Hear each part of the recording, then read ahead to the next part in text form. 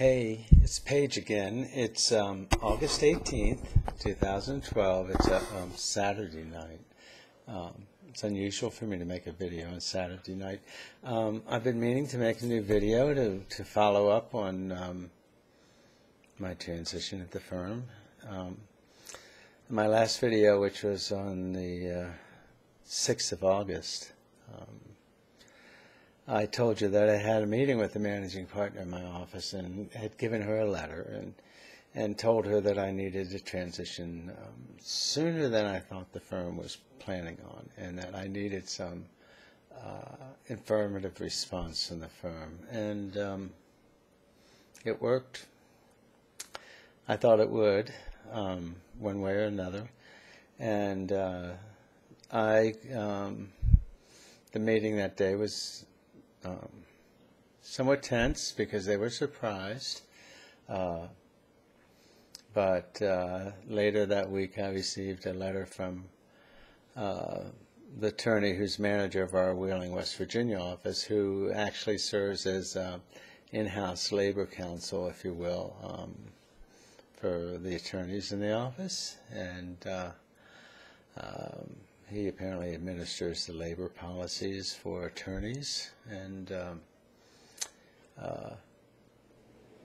he reaffirmed that the firm was going to transition me on by the end of September.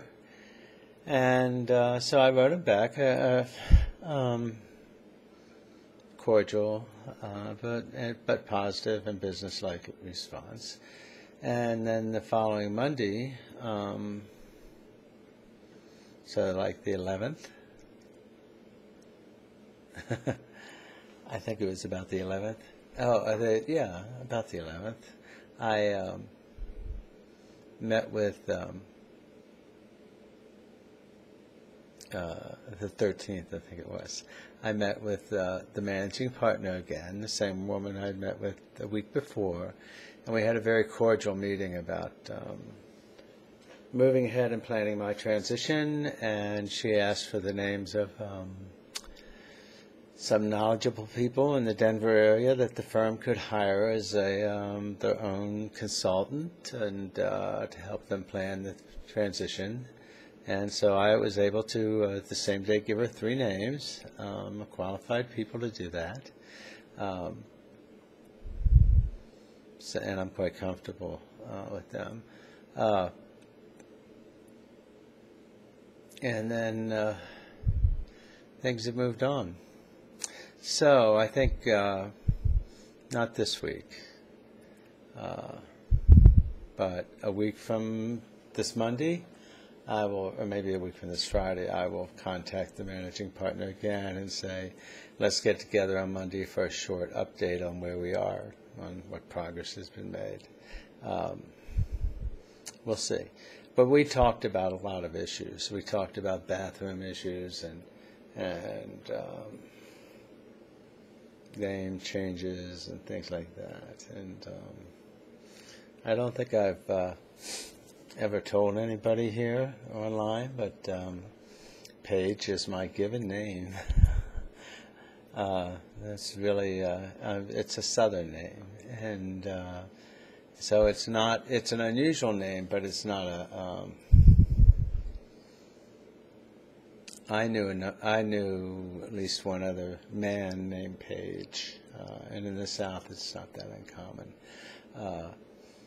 And I actually have met 2 women here in Denver who spell it the same way I do, without the I, and that's the way it was given to me. And so I told her at this point there was no need to, that I wasn't going to change my name this quickly, because that involved a bunch of government agencies besides the court, and that I just felt that I would probably do it at some time, but it didn't need to be part of my transition. And I've worked up a letter for my colleagues. We have to notify quite a few people firm-wide. And I've started to make a list of people who I need to call and notify personally that will hear about it, and I don't want them to hear about it from anybody but me. So it's exciting. I wouldn't be being truthful if I didn't tell you that there was some sadness in it. I've had a very nice life as a man. I'm a very lucky girl. I'm a very lucky person. And there have been a lot of wonderful things that have happened to me as a man. And in addition to being a father of my children and a brother to my brothers, I've been married a number of times, and I appreciate all of my wives. And so when I say goodbye to Paige the man, I'll be saying goodbye to a part of my life, which parts of it were good. And so I need to process that now. And let myself feel a little sad, because I know that when I transition full-time, that the relief and the relaxation that comes with being a woman day in, day out will be so overwhelming that I might not actually allow myself to feel the loss. And there is a loss.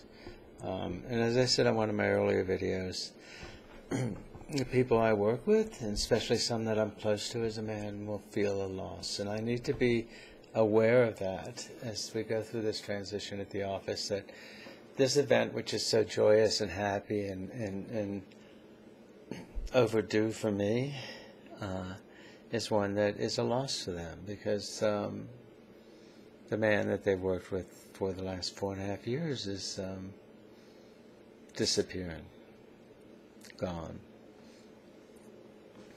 And I talked with my friend Chris about that this week, that it's going to be hard on him. Anyway, there's some other news. I finally got my blood results. I mean, I just haven't called the doctor because I felt wonderful. And these are the results from about 3 months ago.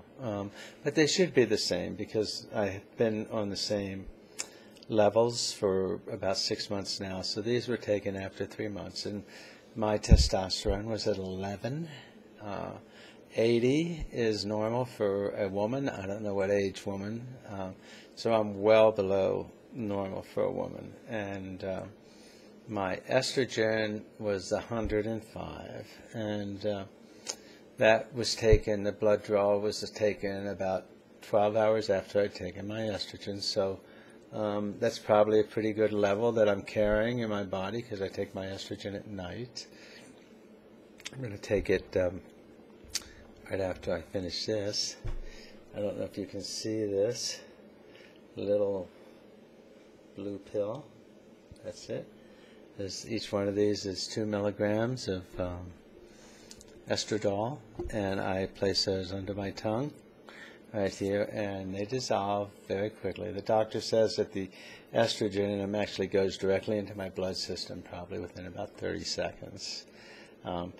But I keep them in there for about 2 minutes or so. I make sure that I don't swallow any of it. And I take a spironolactone. I take one in the morning and one at night. This little pill, and that's the one that combats the testosterone that my body wants to make.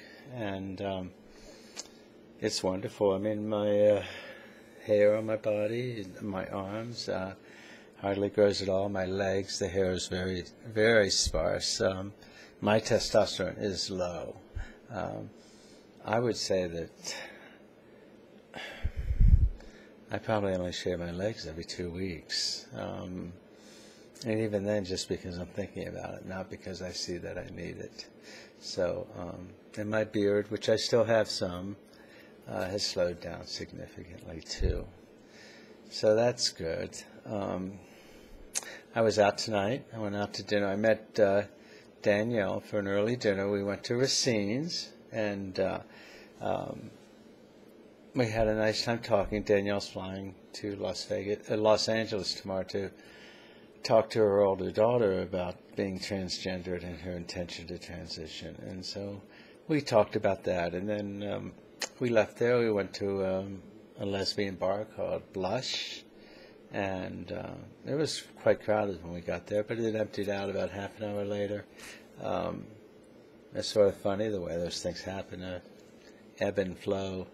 But anyway, I talked to the owner, who I know, and it's nice. It was nice, and she left. Danielle left to go home, and I drove down and looked to the Black Crown, which is one of my favorite places. I was there last night and walked through, and there were a number of girls there who I didn't know.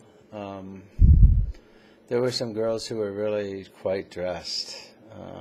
I mean, big rhinestone earrings all the way down to here, and like showgirls. They looked like showgirls. And several other women who I didn't recognize at all. And I smiled at them, said hi, but nobody engaged me in conversation, and I'm tired. So I decided to come home and make this video, which I needed to update. So life is good. The men in the fellowship have been very accepting. Some of the older men in their 60s, late 50s, who I think when they first encountered me were a little leery of me, truly accept me as a woman now. They're quite friendly. They'll stick an arm out and hug me, not a two-arm hug, but a one-arm side-by-side hug. They'll reach it around and give me a little hug and ask me how I'm doing, and it's nice. So tomorrow's a big day for me. I have 3 meetings I'm going to. I'm being asked to lead one tomorrow night, speak at one, and I'll do that. And life is good. So thank you all for so many comments and for all your support. Everything's going to be fine, I think. It's going to be stressful, and I'll be sure to keep you up to date. I may, next time, if I've solidified finalized the letter that's going to be read to my colleagues, I will read that to you. I can't actually post it here. And I'll just keep you up to date. It's exciting. It's exciting. And I have to go shopping and get some things for the office because I have either club clothes or dress-down clothes, sort of like this. So anyway, I hope everybody's doing well and is taking care of themselves, being safe. Remember, we don't have that the male privileges of security that we enjoyed when we were men. So please be safe. And for those of us who dress, stay pretty. Love you all. Bye-bye.